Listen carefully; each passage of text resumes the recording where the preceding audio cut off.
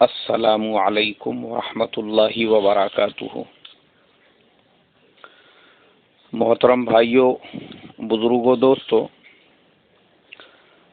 ये हमारा मलेशिया के सफ़र का 8वां हिस्सा है। अब तकरीबन हम लोगों को वहाँ पे 4 से 5 दिन हो चुके थे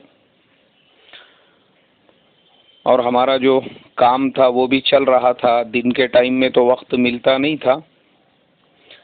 मगरिब के वक्त में ही हम लोग अक्सर फ्री होते थे, यानी तकरीबन हमारे इंडिया के एतबार से जब 5 बजते थे और वहाँ के हिसाब से तकरीबन 7:30 बजते थे।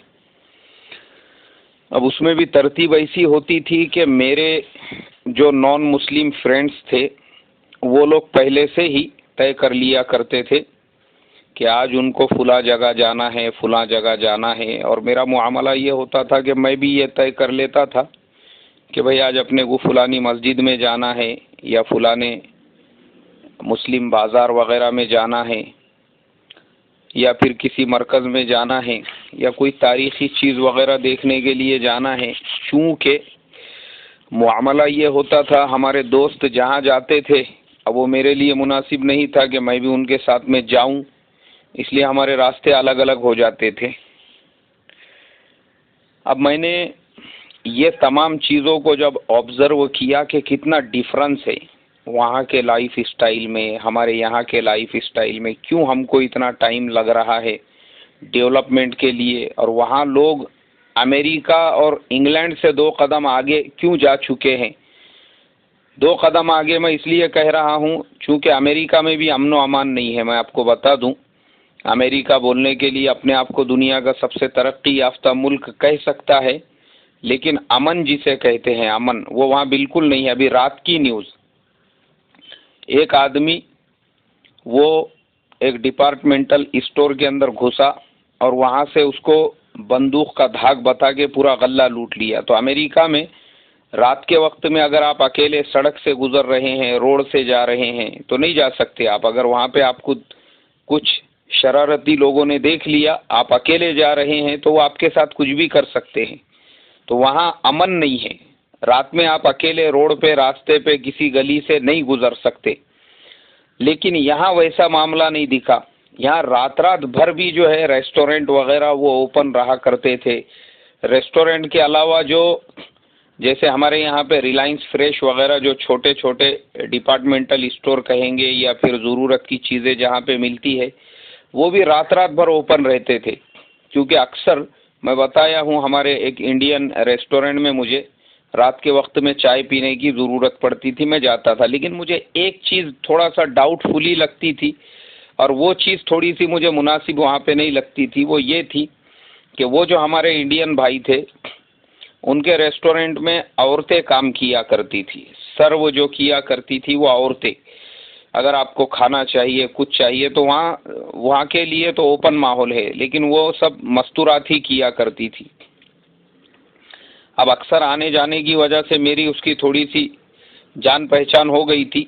तो एक दिन मैंने बिला तकल्लुफ उससे पूछ लिया। मैंने कहा, यार मुझे एक चीज़ आपकी पसंद नहीं आई, बाकी तो माशाल्लाह आपका खाना अच्छा है, माशाल्लाह आप हमारे इंडियन भाई है, उस वजह से ज़रा थोड़ा सा आपसे एक दिली मोहब्बत भी हो गई, इसलिए बार बार आपके यहाँ पे आना होता है।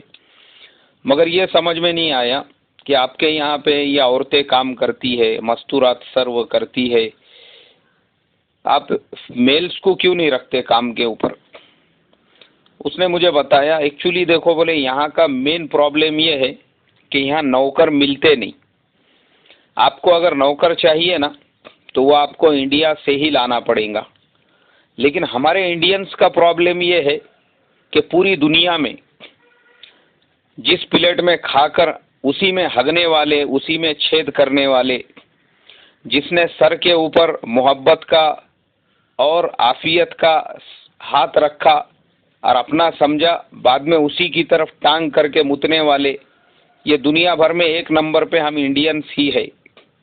बोले मैंने हमारे गांव से, इससे पहले मैं जब जाता था गांव में, बहुत सारे लोग हमारे पास में आने के और ये बोलने के कि देखो आप हमारे बच्चे को वहाँ पे कुछ काम से लगा दो, आप हमारे भाई को कुछ काम से लगा दो। बोले वो लोग जब आने के ना तो रोने के, गिड़गिड़ाने के, हाथ पैर जोड़ने के। अपने को लगता था चलो यार अपने गांव का लड़का है, चलो यार अपने बिरादरी का लड़का है, चलो यार अपने महल्ले का लड़का है। बोले ऐसे बेसहाराओं के ऊपर हमने सहारे का हाथ रखा, उनको यहाँ लेकर आए, यहाँ लाने के बाद काम पे लगाया, अच्छी खासी तनख्वाह देने लगे, रहने का इंतज़ाम किया, सब किया। लेकिन 6 महीने साल भर के बाद जब वो गांव में गए तो उन्होंने हमारी ही बदनामी की। बोले हमारे से इतना ज़्यादा काम लेते थे, बराबर तनख्वाह नहीं देते थे, बराबर खाने को नहीं देते थे। अरे ये होटल पूरा ओपन है, तेरे को जो खाना है खाना। बोले लेकिन हमने एहसान किया और गांव में जाके हमारी ही बदनामी हुई। फिर बोले हमारे इंडियंस, दूसरा हमारा प्रॉब्लम ये होता है, हमने यहाँ पे जिनको काम पे लाए 6 महीने के बाद में वो आजू बाजू में दुकान तलाश करने लगे। बहुत दिन हो गए, बोले यार मजदूरी करते हुए, नौकरी करते हुए, अब अपना खुद का कुछ धंधा कारोबार सेट करना पड़ेगा। यहाँ पे हमारे आजू बाजू वालों से रिलेशन बना के अपनी सेटिंग वहाँ पे बिठाने की कोशिश में लग गए। बोले नौकर बन के परेशान हो गया मैं, अब मुझे खुद को भी मालिक बनने का है। तो बोले हमारे लोगों का ये प्रॉब्लम होता है, एक नंबर के एहसान फरामोश, जिसने सर के ऊपर शफकत का, मोहब्बत का, सहारे का हाथ रखा, बाद में उसी की तरफ धार मारने वाले, एहसान फरामोशी करने वाले, उसी को बदनाम करने वाले, जिसने तुम्हारे को सहारा दिया, जिसने तुम्हारे को खिलाया पिलाया, जिसने तुमको वहाँ के फटे पुराने हाल से यहाँ लाके कुछ डेवलपमेंट दिखाया, ये हाल है बोले हमारे लोगों का। इसके लिए हमने तो हाथ जोड़ दिए कि ठीक है, ये इंडोनेशियन औरतें जो है हमारे यहाँ पे जो काम करती है, फिलीपाइंस और इंडोनेशियंस, ये हमको चलेंगी, मगर हमारे को इंडिया के मर्द नहीं चलेंगे, इंडिया के मेल्स काम के लिए नहीं चलेंगे। इसके लिए बोले हम लाते नहीं और इसके लिए हम रखते नहीं। तो मेरे मोहतरम बुजुर्गों, ये पूरा वाकया मैंने आपको इसलिए सुनाया कि देखो हम लोग किस वजह से बदनाम हैं। एहसान फरामोशी की वजह से लोग हमारे को रखना नहीं चाहते। क्या वजह क्या है इसकी? क्या वाकई में भी हमारे अंदर ये सिफात है? क्या वाकई में भी हमारे अंदर ये आदतें, खसलतें हैं? अगर है तो अल्लाह तबारक व ताला मेरी तुम्हारी इससे हिफाजत फरमाई। अब वहाँ से एक चीज़ और मेरे ये समझ में आई, जो मैंने ऑब्जर्व किया वहाँ पर, कि चीज़ें जो मैंने बताया जो सस्ती मिलती है, अभी जैसा मिसाल के तौर पे वो जो ट्विन टावर है, बड़े बड़े जो बने हुए हैं, दुनिया के पहले सबसे 1 नंबर टावर शुमार होते थे बुर्ज खलीफा से पहले। वहाँ पे अक्सर मेरा वहीं भी जाना आना होता था।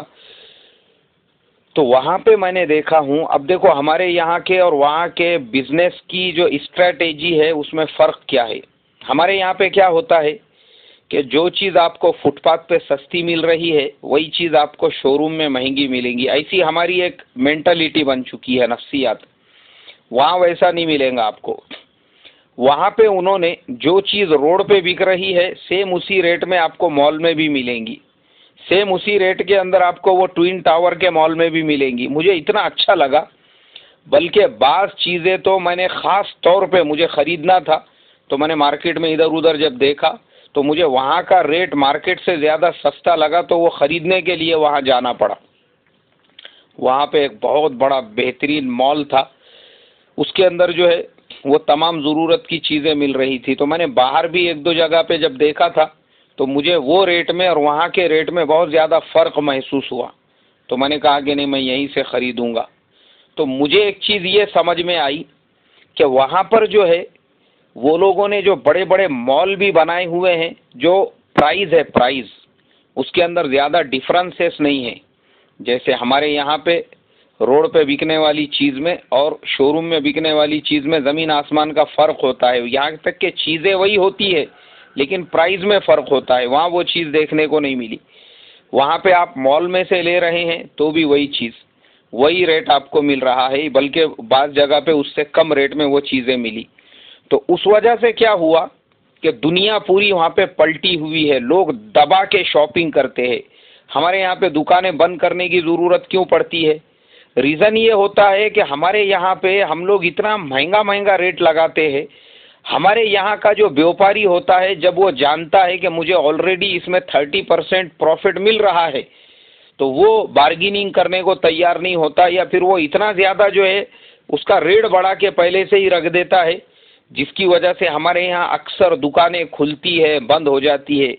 एक्चुअली बिजनेस कैसे करना, वो चीज़ भी वहाँ पे मेरे समझ में आई कि कम से कम प्रॉफिट में ज़्यादा से ज़्यादा सेलिंग करो, जो अल्लाह के प्यारे नबी सल्लल्लाहु अलैहि वसल्लम का फरमान है। और हज़रत अब्दुर्रहमान इब्ने औफ रज़ी अल्लाह ताला अन्हु के मुतालिक मैंने पढ़ा था कि मक्के से हिजरत करके जब ये मदीना पहुँचे थे, उसके बाद में ये जब मदीने के इतने बड़े ताजिर बन गए कि इनका पहला ऊँट मदीने में तो आखिरी मुल्क शाम में हुआ करता था, इतना बड़ा बिजनेस इन्होंने फैला दिया था। तो उनके बिजनेस के डेवलपमेंट का जो रीज़न था, उसमें से दो चार जो फैक्ट्स थे, उसमें एक फैक्ट्स ये भी था कि वो कम से कम नफ़े पे ज़्यादा से ज़्यादा सेलिंग किया करते थे। एक चीज़ तो ये होती थी, और दूसरी चीज़ जो है ना, उधारी में माल नहीं देते थे, चाहे नफ़ा कम मिले नकदी के अंदर बेचा करते थे। तो ये दो चार चीज़ें थी, वो मैंने वहाँ पे प्रैक्टिकल में देखा हूँ कि कम से कम नफ़े में आप ज़्यादा से ज़्यादा बेचो। तो वहाँ पर आपको ये चीज़ देखने के लिए मिलेंगी कि बड़े बड़े मॉल है, लेकिन एकदम मिनिमम प्राइस के अंदर वो लोग जो है सेलिंग कर रहे हैं।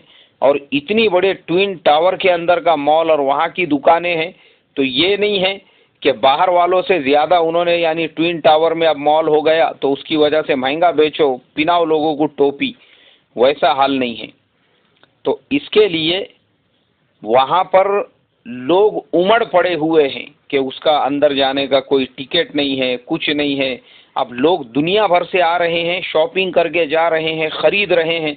तो उन्होंने ये तमाम टेक्निकल चीज़ों को अपने मुल्क के टूरिज़्म को डेवलपमेंट करने के लिए इस्तेमाल किया कि लोगों को किस तरह से बुलाया जाए, उनको कैसी फैसिलिटी सहूलतें दी जाए, ताकि वो हमारे यहाँ के व्यापारियों का फ़ायदा कर सके, कारोबारियों का फ़ायदा कर सके, और लोग कर रहे हैं।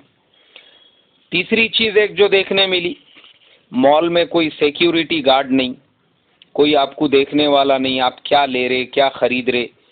बिलिंग करके जब आप निकल रहे हैं, जैसे हमारे यहाँ पर उमूमन होता है, आप किसी बड़े मॉल के अंदर जाइए, या मॉल के अलावा जो आजकल हमारे यहाँ पे छोटे छोटे जो जैसे बिग बाज़ार है, रिलायंस मार्ट है, उसी तरह से जो है मोर है और डी मार्ट है वगैरह वगैरह में, आप जब वहाँ से शॉपिंग करके निकलते हैं तो गेट के ऊपर एक दो आदमी होते हैं खड़े हुए सिक्योरिटी के, वो आपके बैग खोलते हैं और वो जो बिल होता है उसको बराबर से जो है वेरीफाई करते हैं कि इसमें जो चीज़ें आपने ख़रीदी है वही है या नहीं है, और उसके बाद आपको स्टैम्प मार के बिल के ऊपर पेड बोल के फिर आपको बाहर जाने देते हैं। वहाँ मैंने देखा एक एक मॉल में दो दो तीन तीन हज़ार लोग, पैर रखने को जगह नहीं है, लेकिन जब आप बाहर निकल रहे हैं गेट के ऊपर कोई नहीं। हमारे यहाँ पे गेट पर एक और मशीन होती है, एक और जो है हमारे यहाँ पे सेंसर लगा हुआ होता है कि कोई चीज़ अगर आपने विदाउट बिलिंग के बाहर लेके निकल रहे हैं तो वो बजना शुरू हो जाता है। वहाँ पे ऐसा कोई सेंसर वगैरह नहीं, कोई सिक्योरिटी गार्ड नहीं, उनको इतना भरोसा लोगों के ऊपर।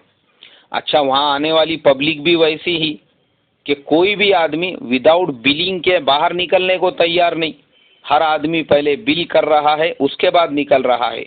अब हमारे यहाँ पे ये सिक्योरिटी, ये सेंसर क्यों लगाना पड़ते हैं? चूँकि अभी तक हमारे अंदर का वो जो भिखारीपन है, चोरियाँ करना, डाके डालना, एहसान फरामोशियाँ करना, ऐसे ये सब जो हम बदनाम हुए हुए हैं वो गए नहीं हैं हमारे अंदर से अभी तक। मैं आपको मेरे साथ हुए हुआ एक वाक़या बताता हूँ, उसके बाद आठवां हिस्सा हमारा ख़त्म होगा। हमारे यहाँ पे एक बहुत बड़ा मॉल है, अक्सर मैं ईशा की नमाज़ पढ़ा के आता हूँ तो मेरे घर की ज़रूरत की चीज़ें मैं वहीं से लेता हूँ।